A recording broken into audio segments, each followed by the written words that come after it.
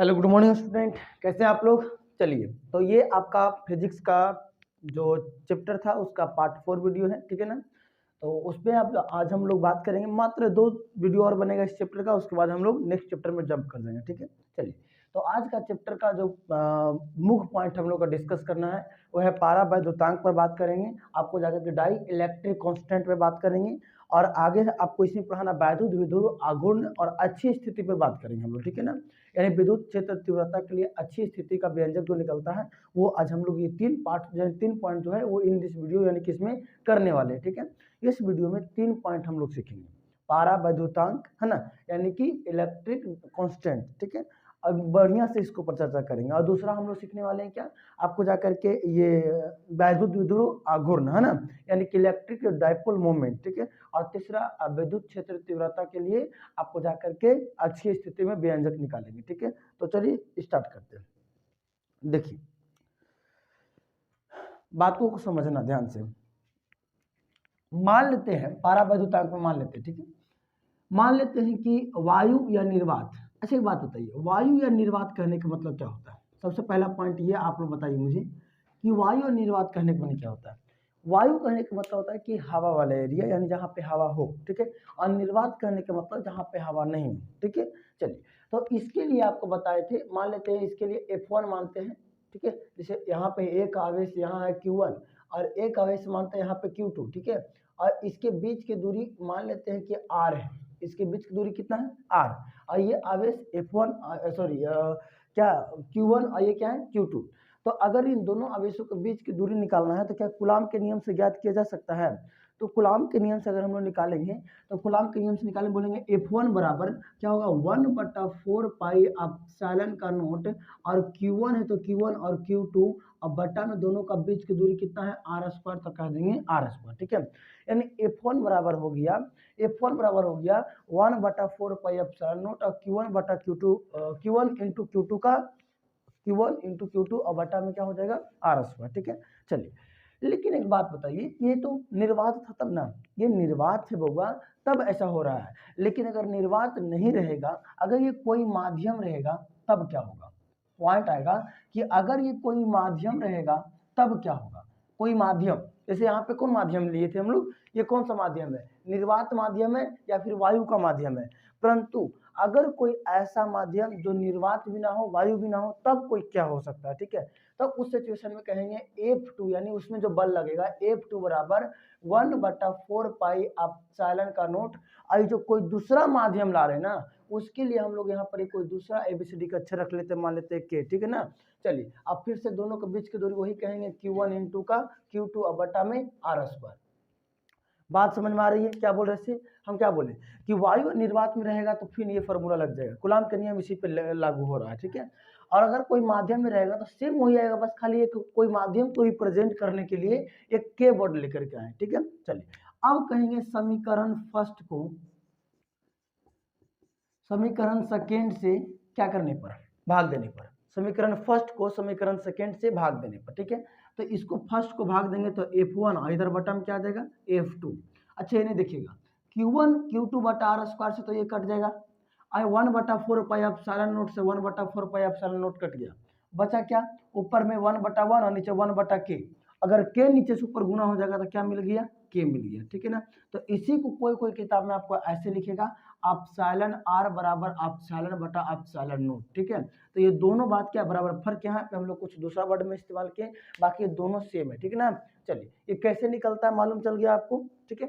तो इसका परिभाषा भी अगर आप लोग को लिखना होगा तो आप लिख सकते हैं, विद्युत क्षेत्र में बात करेगा तो भी वैसे ही होगा, ठीक ना। विद्युत क्षेत्र में क्या होता है कि 1/4 पाई एप्सिलॉन नोट विद्युत क्षेत्र की तीव्रता में आपको बताया है, वो आपको व्यंजक में निकाल के अगर नहीं देखे तो पार्ट 1 पार्ट 2 पार्ट 3 आपका प्ले लिस्ट बना दिए हैं। प्ले लिस्ट के नाम लिखे हैं क्लास 12th फिजिक्स चैप्टर 1 ऐसा लिखा हुआ, ठीक है। जाकर वहाँ क्लिक कीजिए, आपको टोटल वीडियो धड़कले से मिल जाएगा, ठीक है ना। चलिए, तो उसमें निकाले हैं, शायद पार्ट 2 में निकाल के दिखे हैं उसमें कि मतलब 1/4 पाई एप्सिलॉन नोट और Q/R²। तो कैसे होता है Q/R², एकांक आवेश माने थे Q2 को, अब एकांक आवेश क्या होता है ये टोटल आपको बता दिया गया, ठीक है ना। चलिए आगे, तो ये समझ में आ गया बात। अगर विद्युत क्षेत्र के लिए करेंगे तो 1/4 पाई एप्सिलॉन तो रह जाएगा और Q/R²। तो यहाँ भी तो लेना पड़ेगा फिर लास्ट में कोई अन्य माध्यम के लिए के, और फिर सब से सब कट जाएगा तो बचेगा केवल 1/1 और 1/k, और के नीचे से ऊपर चल जाएगा। यानी अगर खाली बस यहाँ फर्क क्या रहेगा पता है, यहाँ फर्क रहेगा कि यहाँ आ जाएगा E1/E2 और बराबर में के आ जाएगा, बराबर में के आ जाएगा। ठीक है, ये आपका हो जाएगा। तो ये आपको बातें क्लियर हो रही होगी, समझ में आ रहा होगा किस प्रकार से हम निकाल रहे थे। ठीक है ना, चलिए इसका परिभाषा लिखना हो तो परिभाषा इसका आप लोग लिख सकते हैं, बोल देते। ठीक है, वायु निर्वात में दो आवेशों के मध्य लगने वाला बल, ठीक है लिख दे क्या, वायु या निर्वात में दो आवेशों के मध्य लगने वाला बल, लगने वाला बल तथा किसी माध्यम में उतने ही दूरी पर लगने वाला बल, तथा किसी माध्यम में उतना ही दूरी पर लगने वाला बल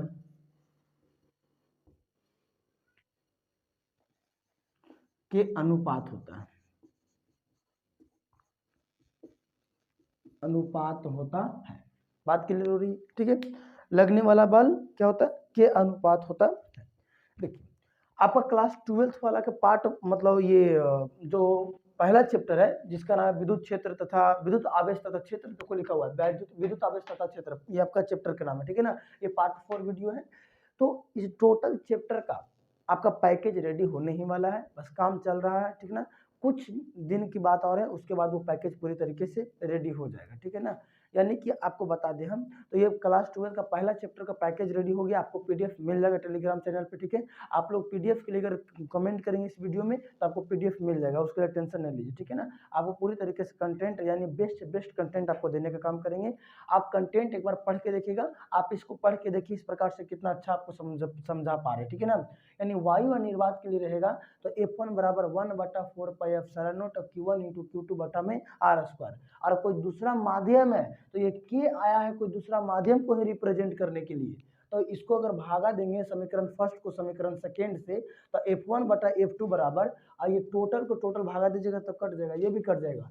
तो यहाँ पर कुछ नहीं बचा तो 1/1 बचा, ऊपर में कुछ नहीं बचा तो कितना रह गया 1/1, और इसको में भागा देना है के से, 1/k से भागा देना है, तो के नीचे से ऊपर जाके गुना हो जाएगा तो सिंपली बच जाएगा के नीचे एक छुपल रहेगा, लेकिन उतना हम लोग नहीं देख पाएंगे। ठीक है ना, देखिए अब फिजिक्स के लड़का हो तो फिजिक्स का स्टूडेंट हो तो आपको इतना कॉमन सी बातें समझनी पड़ेगी। ठीक है ना, चलिए ये आपका परिभाषा हो गया, ये आपको पूरा बढ़िया से समझ में आनी चाहिए। ठीक है ना, अब हम लोग देखते हैं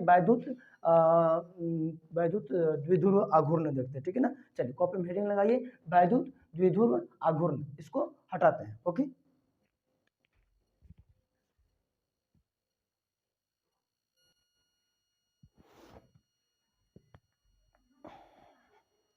हाँ बच्चों, तो देखिए ठीक है, अगला पॉइंट क्या बताए थे, वैद्युत द्विध्रुव आघूर्ण यानी इलेक्ट्रिक डायपोल मोमेंट। ठीक है ना, चलिए अब इसको समझने के लिए हम लोग को थोड़ा सा दिमाग लगाना पड़ेगा, बात समझिए, क्लियर करते हैं। ठीक है, देखो मान लेते हैं कि एक कोई यहाँ पे आवेश है और एक कोई यहाँ आवेश है। ठीक है, यहाँ पे कोई आवेश और एक यहाँ पे आवेश है, इसको जोड़ते हैं इस प्रकार से। ठीक है ना, इसके बीच की दूरी को मान लेते हैं 2a। ठीक है, सपोज दैट इसके बीच की दूरी को मान लें 2a। ठीक है, 2a क्यों माने, आप ए भी मान सकते हैं। ठीक है ना, हम 2a इसलिए माने ना क्योंकि हमको दिमाग में चल रहा है यहाँ पे बीच में कोई ज्वाइन करना है, और जब ये टोटल दूरी 2a है तो यहाँ से यहाँ कह देंगे a और यहाँ से यहाँ बोलेंगे इसको लिए a। ठीक है, थोड़ा सा आसानी हो जाएगा, इसीलिए हम यहाँ पर बोल रहे। ठीक है ना, अब यहाँ पे कोई आवेश होगा Q1 और यहाँ पे क्या होगा Q2। अब मेरी बात को समझना बढ़िया से थोड़ा सा। ठीक है ना, देखो अब ये एक होगा प्लस में और एक होगा माइनस में। वैद्युत विध्रुव आघूर्ण किस प्रकार से निकलता है समझने की कोशिश करो। पहले तो बोले दो आवेश है, दोनों आवेश बराबर परिणाम के हैं लेकिन नेचर में एक दूसरे के विपरीत है। बराबर परिणाम कहने का मतलब क्या होता है, बराबर परिणाम कहने का मतलब होता है कि दोनों का मान जो है वैल्यू, वो दोनों का वैल्यू सेम है। ठीक है, दोनों का वैल्यू सेम है, बट नेचर कहने का मतलब कि दोनों का जो प्रकृति है यानी कि वो प्लस में है तो वो माइनस में। ठीक है, बस ये बताना चाह रहे हैं वैद्युत द्विध्रुव आघूर्ण में दो आवेश जो है वो एक अल्प दूरी पर होती है और दोनों को जो परिणाम है वो बराबर होती है, परंतु दोनों का जो नेचर है ना वो क्या होता है, एक दूसरे से अलग होता है। आगे चले, चलिए ठीक है, चलिए बात को समझिएगा। अब एक बात समझना, वैद्युत द्विध्रुव आघूर्ण में आप क्या कर सकते हैं, वैद्युत द्विध्रुव यानी कि यहाँ पे डायरेक्टली इंग्लिश में इसको लिख देते हैं इलेक्ट्रिक डायपोल मोमेंट, ठीक है। तो दोनों में से कोई भी आवेश को ले लो, दोनों में से कोई भी आवेश ले लिया Q, ठीक है, और इसके बीच की दूरी कितना बोले थे 2a।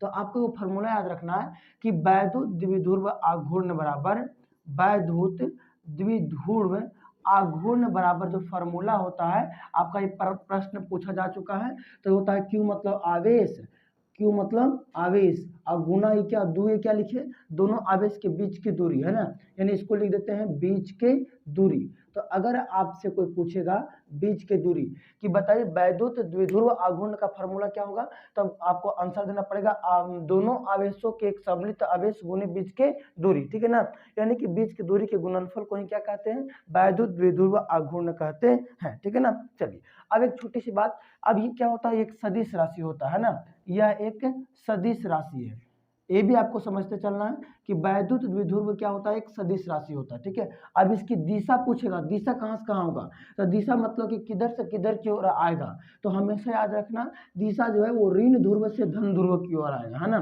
कहाँ से कहाँ, ऋण ध्रुव से धन ध्रुव की ओर आता है, यानी सदिश राशि होने के बाद भी ये बात आपको पॉइंट समझते चलना, ठीक है ना। क्या बोले हम कि ये जो वैद्युत द्विध्रुव आघूर्ण में ये जो चार्जेस है, ये जो पावर है, जो फोर्सेस है, वो ऋण ध्रुव से किधर की ओर आएगा, धन ध्रुव की ओर। ध्यान से मेरे बात को याद रखना, ऋण से धन की ओर, अभी जस्ट बताएं, जब आपको अच्छी स्थिति निकालेंगे ना तो वहां पर इसका उपयोग करेंगे, तो आपको समझना पड़ेगा कि ये कैसे हुआ, है ना, कैसे हुआ, यहाँ पे आप देख सकते हैं, ठीक है। तो क्या बोले कि ऋण ध्रुव से धन ध्रुव की ओर आएगा और यह एक सदिश राशि है ना, और उसको कैसे परिभाषित करेंगे, तो दोनों आवेशों के एक सम्मिलित आवेश तथा उसके बीच की दूरी के गुणनफल को ही क्या कहते हैं, वैद्युत द्विध्रुव आघूर्ण कहते हैं, ठीक है। चलिए अब ये आपका पॉइंट क्लियर हो गया होगा, अब इसमें कुछ ऐसा पॉइंट नहीं रह गई जो आपको बताना होगा, ठीक है, सारा क्लियर हो गया। आपको परिभाषा लिखना है वैद्युत द्विध्रुव आघूर्ण का, तो आप इस प्रकार से लिख सकते हैं, बोल रहे हैं, ठीक है ना। परिभाषा कैसे लिखना है, परिभाषा लिखना पड़ेगा कि दो आवेश अल्प दूरी पर समान परिणाम के तथा विपरीत प्रकृति के हो तो उसके बीच के दूरी तथा आवेशों के गुणनफल को ही क्या कहते हैं, वैद्युत द्विध्रुव आघूर्ण कहते हैं, ठीक है, क्लियर हो गया। बाकी उसके नीचे आपको लिखना पड़ेगा, यानी Q गुणे 2a कौची है, तो बीच की दूरी है ना, यह एक सदिश राशि है, करने से किधर मतलब किधर से किधर की ओर बढ़ेगा, तो ऋण ध्रुव से धन ध्रुव की ओर बढ़ेगा। ये सारा पॉइंट आप लोग का क्लियर हो गया, ठीक है। अब आप हेडिंग लगाइए कि विद्युत क्षेत्र तीव्रता के लिए अच्छी स्थिति में व्यंजक निकालना, ठीक है। चलिए स्टार्ट करते हैं उसके लिए।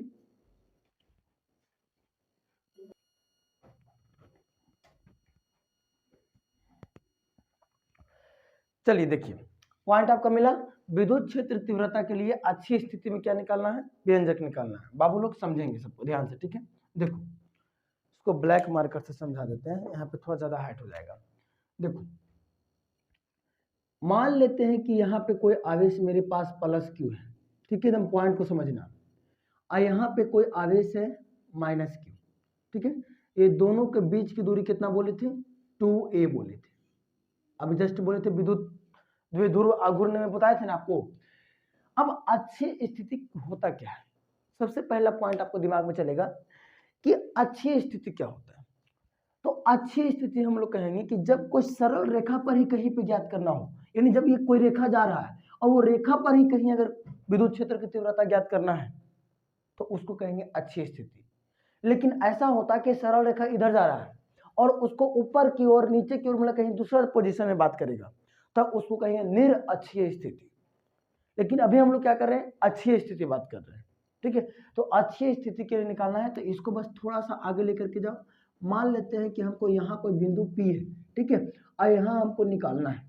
अब बिंदु P को हम लोग माने हैं एकांक आवेश। एकांक आवेश कहने का मतलब क्या होता है, एकांक आवेश आपको पढ़ा दिया गया है, एकांक आवेश का मान हमेशा +1 होता है, ठीक है। चलिए अब मेरी बात को समझेंगे, इसका नामकरण करो, इसका नाम करते हैं A, इसका नाम देते हैं B, ये तो P है ही, ठीक है, तो ये होगा P। चलो अब मेरी बात को समझना, देखो समझो बातों को। इसका बीच की दूरी कितना बोल दिए 2a, इसका बीच की दूरी मान लेते हैं r, यहां से लेके एकदम यहां तक P तक r हो गया, ठीक है। चलिए अब मेरे बात को समझेंगे। एक बात बताओ, ये जो बिंदु P है वो एकांक आवेश है। आप शुरू से वीडियो को देखते आ रहे होंगे, एक से पार्ट 1, पार्ट 2, पार्ट 3, पार्ट 4 है ये, तो आपको एकांक आवेश यानी कि +1 होता है वो, ठीक है। जब ये +1 है, आइए यहाँ पे क्या है -q, तो ये माइनस क्या करेगा, प्लस वाले को खींचेगा। अभी थोड़ी देर पहले बताया था आपको हम कि सदिश जो फैक्टर होते हैं उसमें क्या होता है कि ऋण जो है ना, वो ऋण से धन की ओर या फिर धन से ऋण की ओर, अभी जस्ट बताए थे। तो ये जो है ना एकांक आवेश वो इधर के यानी कि ऋणात्मक आवेश वो धनात्मक को अपनी ओर खींचेगा, और यहाँ पर खींच करके आई बना देगा E - q। -q क्यों लिखे हम, क्योंकि यहाँ -q आ रहा है इसलिए लिखे -q, ठीक है। अच्छा प्लस है, और यहाँ भी क्या है, ये कोना ए पर क्या है, प्लस है। जब प्लस और प्लस आएगा यानी तो ये क्या करेगा, प्रतिकर्षण करेगा यानी ठेलेगा इधर की ओर, और यहाँ पे क्या लिखाएगा E + q। बात क्लियर हो रहा है, यानी कि ये प्लस इसको पर ठेल रहा है तब ये कहला देगा +q, E + q, और यहाँ पे ये माइनस इसको खींच रहा है तो कहला देगा E - q, ठीक है। अभी चित्र को छोड़ो, अब यहाँ पर डायरेक्टली हम लोग करके देखते हैं, ठीक है। मान लेते हैं कि हमको निकालना पहले -q के लिए, E - q के लिए। एक बात बताओ, विद्युत क्षेत्र के तीव्रता के लिए आपको व्यंजक निकाल के दिए थे, क्या दिए थे, 1/4 पाई एप्सिलॉन नॉट, और दोनों q के बदले कोई एक q और बट्टा में r² बोले थे ना। एक बात बताओ, r कहाँ से कहाँ होगा, p से लेके b तक, यही ना होगा r, तो कहेंगे p से लेके यानी कि p और b का स्क्वायर। लेकिन बउआ रे सुनो, आपको एग्जाम हॉल में अगर पूरा नंबर उठाना है, पूरा नंबर उठाना है, तो उसके लिए एकदम शांति माइंड से वो बात समझना, मेरा बात यहाँ पर पोजीशन दिखाना पड़ेगा कि P से B की ओर आ रहा है या नहीं, मतलब किधर की ओर आ रहा है, B से P की ओर जा रहा है या P से B की ओर आ रहा है। तो नहीं, देखो ये तीर बताता है कि P से B की ओर आ रहा है, और इसको लिखने का एक अंदाजा इस प्रकार से, P से B की ओर ऐसे लिखना आपका एग्जाम हॉल में बहुत जरूरी है, ठीक है। बहुत जरूरी मतलब बहुत जरूरी है, मस्ट इम्पोर्टेंट, क्योंकि आपको नंबर पूरा चाहिए। छोटा पॉइंट के चक्कर में जो वहाँ पर जो नंबर कॉपी जांचने वाले होते हैं वो आपको नंबर काट लेंगे, ठीक है ना। तो आपको ध्यान रखना, ये बताता है कि किधर से किधर की ओर आ रहा है, तो P से B की ओर आ रहा है। क्लियर हो रही पॉइंट, चलिए आगे चलेंगे। आगे बोलेंगे क्या हम कि E - q बराबर 1/4 पाई एप्सिलॉन का नोट, ये तो Q हो गया, और PB यानी इसके बीच की दूरी कितना होगा से देखो। अच्छा एक बात बताओ, ये यहीं तक होगा, P तक ही होगा, ठीक है। एक बात को समझो, PB यहां तक होगा क्या,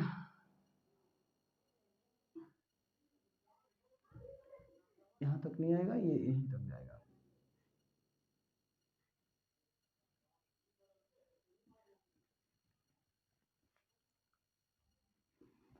यहाँ पे एगो पॉइंट माने थे आपको O, है ना, ये 2a था, तो एगो ये यहाँ, एगो ये यहाँ हो जाएगा, और इस दूरी को बढ़ा करके लाओ O तक। अब यहाँ से समझो, ठीक है, पॉइंट को फोकस करना मेरा बात को, और ये P के पास ही रह जाएगा, थोड़ा सा दिमाग लगाना। यानी O से दूरी स्टार्ट हुआ है और P तक गया, और इसके बीच की दूरी कितना है, R है। अच्छा एक बात बताओ, हमको केवल P और B निकालना है, P और B निकालना है, यानी छोटा सा दूरी बस इतना सा निकालना है, यहाँ से यहाँ तक निकालना है बस, ठीक है। ये P और B निकालना है। अगर थोड़ा सा दिमाग लगाओ तो ये टोटल दूरी कहाँ से, O से लेकर के P तक है, टोटल कितना है, R है, R है ना। ये O से लेकर के कितना तक है, P तक है, R है, और हमको लेना है कहाँ से, B से लेना है। तो इसके बीच में कितना बच रहा है, देखो तो A बच रहा है, तो A को अगर हम यहाँ पे माइनस कर देते हैं तो क्या नहीं मिल जाएगा, अगर यहाँ पे A घटा देंगे तो क्या इतना सुख नहीं बच जाएगा, ठीक है। अब PB का स्क्वायर यानी इसको कर देंगे इसका स्क्वायर, ठीक है। अब इसको बोलेंगे समीकरण फर्स्ट। बात कुछ समझ में आ रही है आप लोग को कि E - q बराबर 1/4 पाई एप्सिलॉन नॉट Q, और बटा में ये टोटल दूरी कितना था R, इसमें से घटाना पड़ा कितना, ये छोटा सा एक घटाना पड़ गया, ठीक है ना। चलिए R² यानी कि R² बोला था यानी कि दूरी का स्क्वायर, तो इसका भी स्क्वायर कर दिए, समीकरण फर्स्ट। अब हम लोग निकालेंगे +q, अब E + q है ना, इसको देखेंगे, ठीक है। चलिए उसके लिए निकालना होगा, तो ऐसा यहाँ लिखेंगे हम लोग E + q,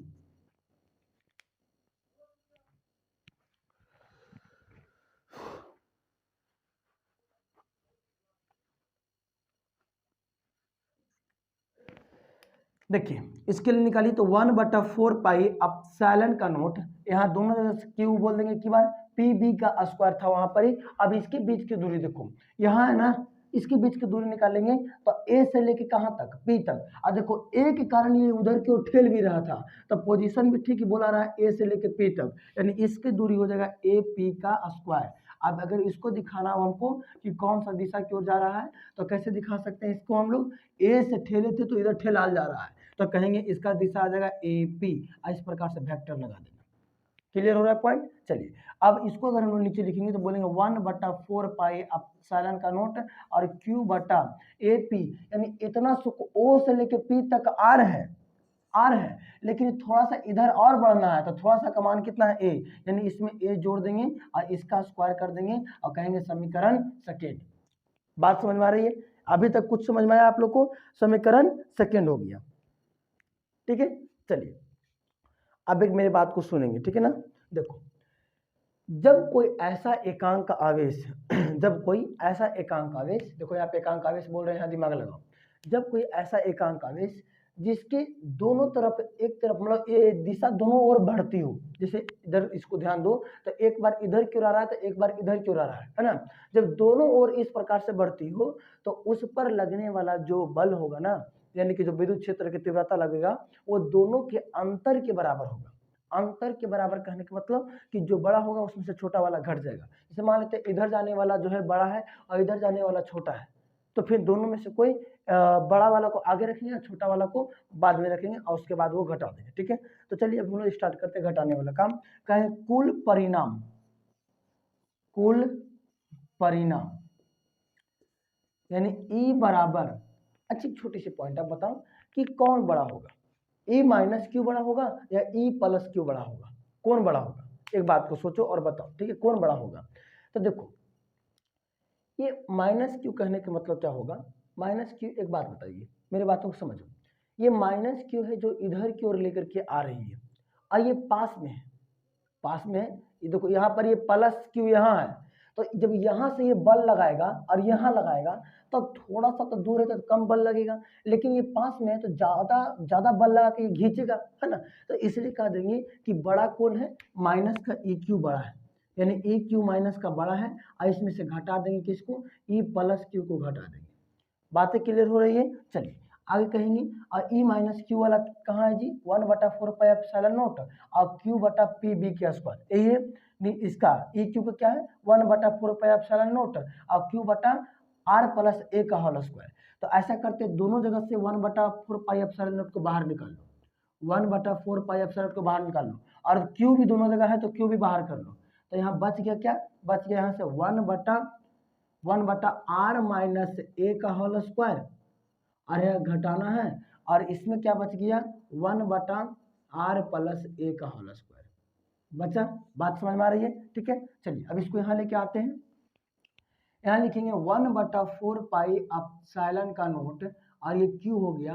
अब बातों को समझना, ये दोनों को लघुत्तम ले लो, एलसीएम ले लो, तो एलसीएम लीजिएगा तो आ जाएगा आर माइनस ए का होल स्क्वायर और क्या आ जाएगा, आर प्लस ए का होल स्क्वायर आ जाएगा।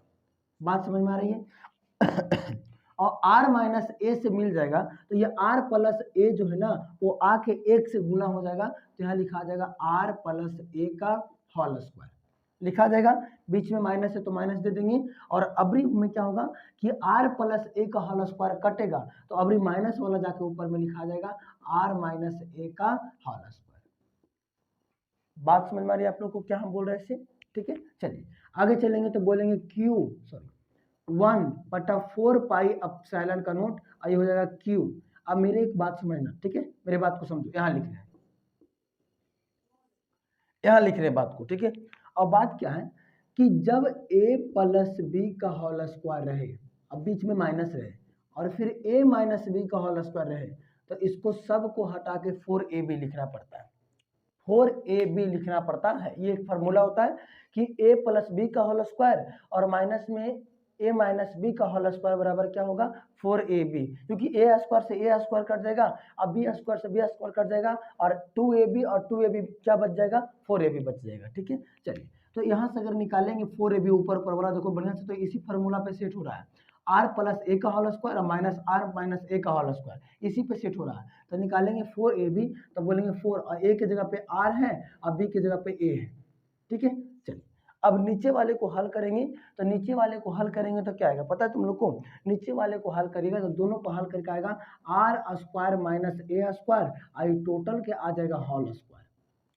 बात तो समझ में आ रही है आप लोग को क्या बोल रहे थे? R square minus a square और इसका भी आ जाएगा होल स्क्वायर। ठीक है, अच्छा अब इसको तोड़ के लिख रहे हैं, ऐसे लिखेंगे 1/4 पाई एप्सिलॉन का नोट। अब इसको तोड़ के लिखो, ऐसे लिखते हैं इसको।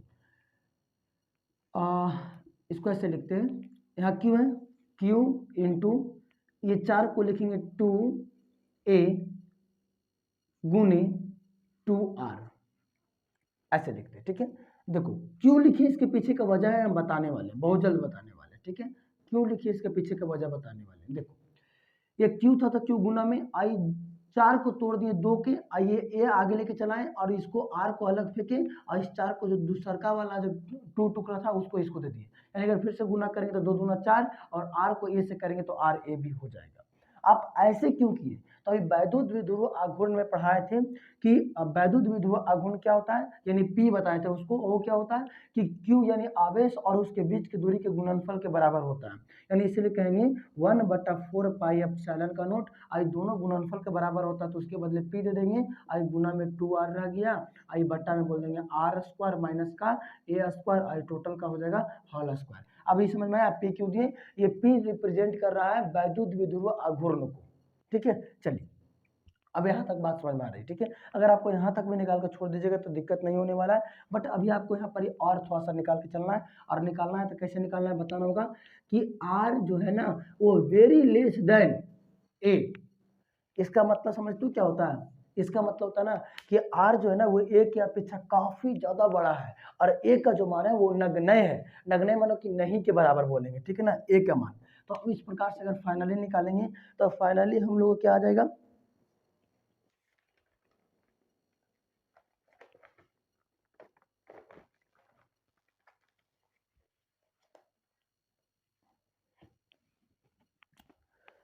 अगर फाइनली निकालेंगे तो क्या आ जाएगा 1/4 पाई एप्सिलॉन का नोट और ऊपर में 2 पी आर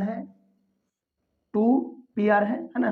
और ये नीचे करेंगे तो जब ए का मान नगण्य हो गया यानी नहीं के बराबर तो ये आर स्क्वायर में से अगर हम 0 घटाते हैं तो कोई दिक्कत नहीं होगा। ठीक है, तो आर स्क्वायर का जैसे ए का मान जब खत्म हो गया नगण्य हो गया तो इसका तो कोई अस्तित्व ही नहीं रहा, बचा आर स्क्वायर। तो आर स्क्वायर का भी स्क्वायर करेगा तो आर की पावर कितना आ जाएगा 4 आ जाएगा और एगो आर से एगो आर कट गया तो फाइनली आंसर क्या आ जाएगा 1/4 पाई एप्सिलॉन नोट और 2p बटा में नीचे 4 पावर में से एगो कट गया तो 3 पावर अभी बचा हुआ है। ये आपका वैद्युत क्षेत्र के अच्छे स्थिति के लिए व्यंजक निकल गया। ठीक है, चलिए दिख रहा है, हम हट जाते हैं एक बार। आप स्क्रीनशॉट रखना चाहते हैं रख लीजिए। ठीक है, चलिए हो गया होगा। तो उम्मीद करते हैं आपको ये क्लास अच्छा लगा होगा। ठीक है, अगर यहाँ तक आए हो तो चैनल को सब्सक्राइब कर लो और वीडियो को लाइक कर लो। ठीक है ना, मिलते हैं आप सबसे पार्ट 4 हो गया, पार्ट 5 यानी ज़्यादा नहीं है बट 2 क्लास और होगा, 2 क्लास और है। 2 क्लास के बाद ये आपका पहला चैप्टर खत्म हो जाएगा। इसका पैकेज रेडी कर रहे हैं, पैकेज यानी कि पीडीएफ आप लोग को चाहिए तो आप लोग कमेंट कीजिएगा, डिस्क्रिप्शन में आपको पीडीएफ दे दिया जाएगा, मतलब दे दिया जाएगा। ठीक है ना, जो बच्चे आप लोग को नहीं मिल रहा है पार्ट 1 कहाँ है पार्ट 2 कहाँ है तो वो डिस्क्रिप्शन में लिंक दिया हुआ है, पार्ट 1 पार्ट 2 कर करके लिखा हुआ है, उसको क्लिक कीजिए आप पार्ट 1 वीडियो अपने आप चालू हो जाएगा। ठीक है ना, चलिए तो ये आपका ठीक है, लाइक करना ना भूलिए वीडियो को। ओके बाय सभी को।